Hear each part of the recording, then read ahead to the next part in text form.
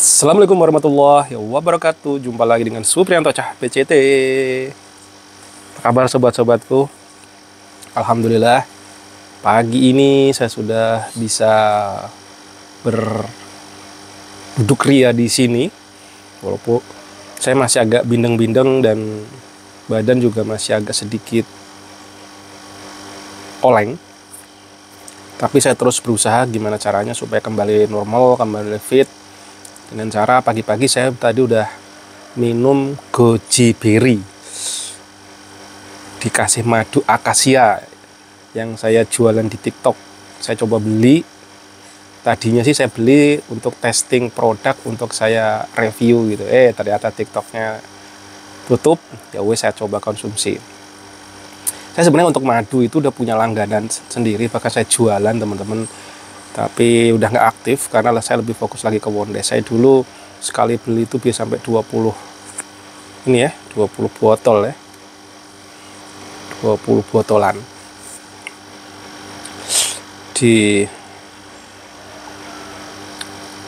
Dari daerah Semarang gitu.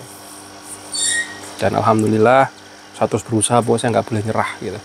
Supaya saya tetap fit, kembali lagi fit. Dan semalam saya juga tidur, saya niatkan, ya Allah, gimana caranya saya tidur biar benar-benar bisa tidur, karena orang sakit itu tidurnya gerangsang guys, nggak bisa leles yang nikmat, enggak, terbangun lah, terkawi lah, pokoknya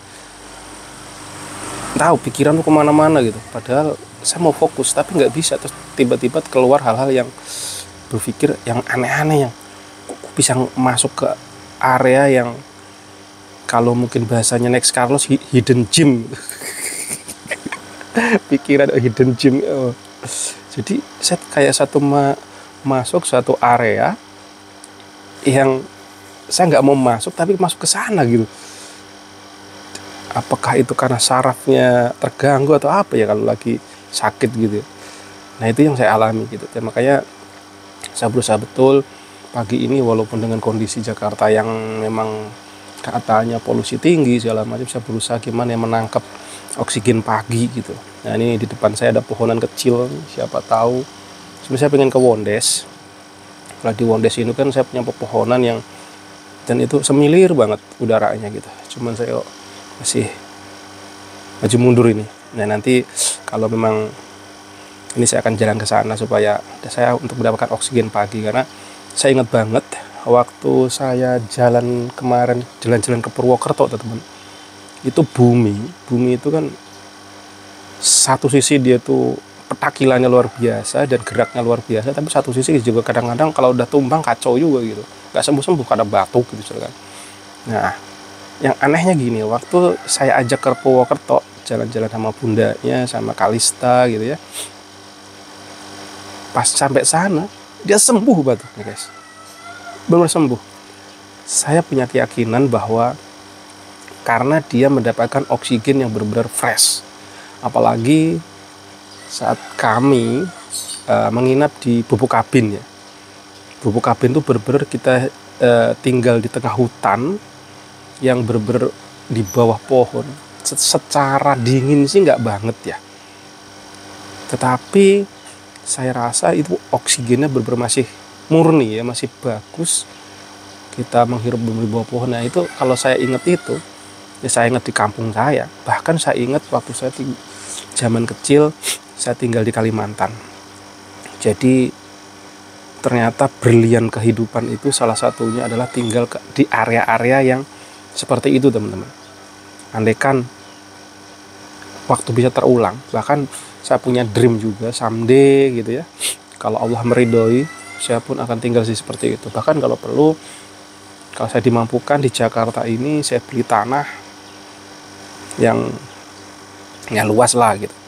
Kalaupun tidak luas ya cukup, rumah tidak harus besar. Rumah mah perlunya apa sih? Buat tidur berarti ini. Mesti kan alam terbukanya yang bagus, pohonannya yang bagus gitu. Matahari oke, supaya menyaring oksigen.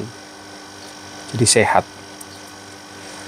Nah, bener banget waktu itu ya si Bu. Nah, pertolongan ini sepertinya perlu, kalau selalu di kamar, sekeren-kerennya kamar, sekeren-kerennya kasur, Nah ini oksigen yang clearnya ini gitu teman-teman.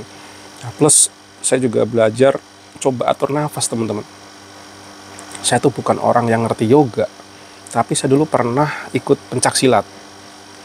Kalau dulu pencak silat nawaitunya adalah untuk ya melatih kekuatan dan tenaga dalam. Cuma ya dulu saya masih belum sampai level saya tuh bisa ya.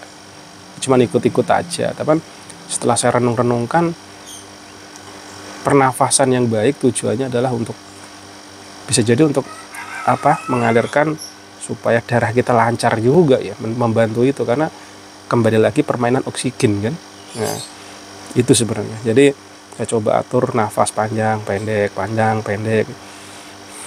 Inhale, outhale. Bahkan ada satu lagi saya pernah sering dengar tuh siapa tuh yang bapak-bapak yang udah mandinya nggak pakai sabun, nyeker kemana-mana, itu Pak siapa tuh, dia mengkampanyekan nafas pakai hidung.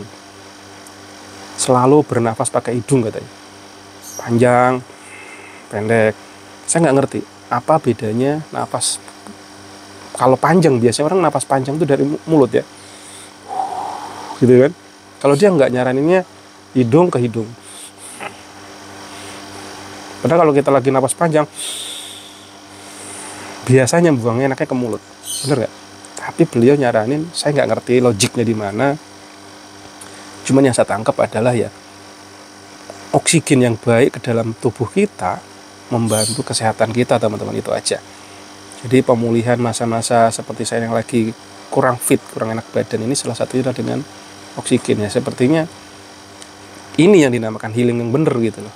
Healingnya adalah mencari udara yang bersih, oksigen yang bersih teman-teman. Nah, apalagi di Jakarta dengan cuaca yang sangat panas plus pepohonan emang udah sangat jarang ya, ini yang mengerikan, sulit gitu. Makanya ya walaupun sedikit seperti ini, saya coba tanam pepohonan, ikhtiar dulu aja dan berusaha sebaik mungkin.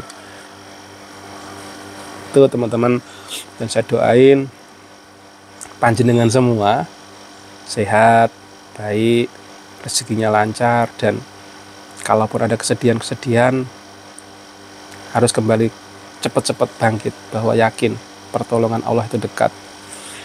Saya kemarin sempat ngeliat podcastnya siapa yang namanya, ada Andika X kangen band lagi, Peter Pan sama Elemen ya, siapalah namanya itu, saya lupa.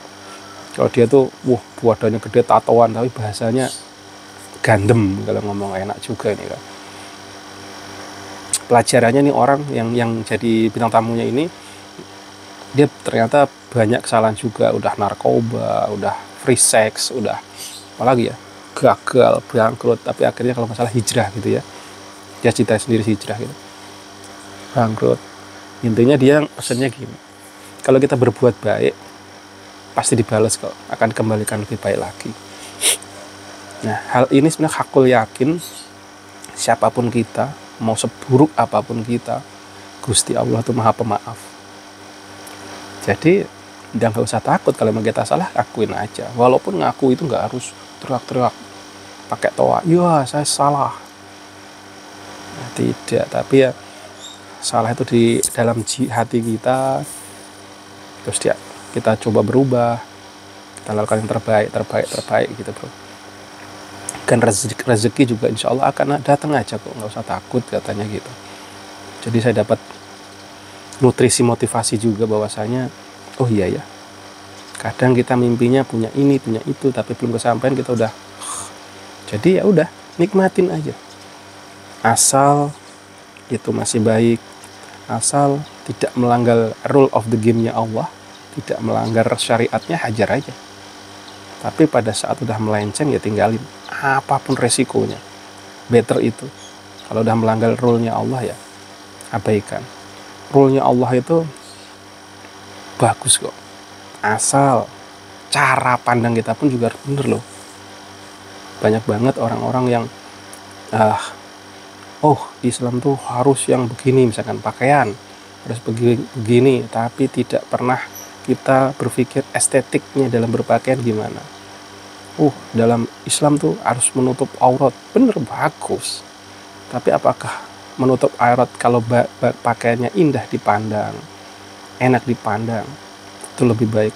Jangan sampai menutup aurat tapi pakaiannya cakadul, boro-boro dilihat pun tidak indah. Aduh, ya Allah, itu menghadap Allah. Banyak, saya dulu ingat banget, saya ngelihat seseorang luar biasa, ibadahnya rajin misalkan, tapi cara berpakainya pun tidak indah dalam kehadapan Tuhan gitu. Kalau keluar ke mall ya pakaiannya gue keren-keren, jeans segala macem, harganya mahal-mahal, tapi pada saat beribadah gitu kan pakaiannya yang buluk-buluk, yang murahan misalkan.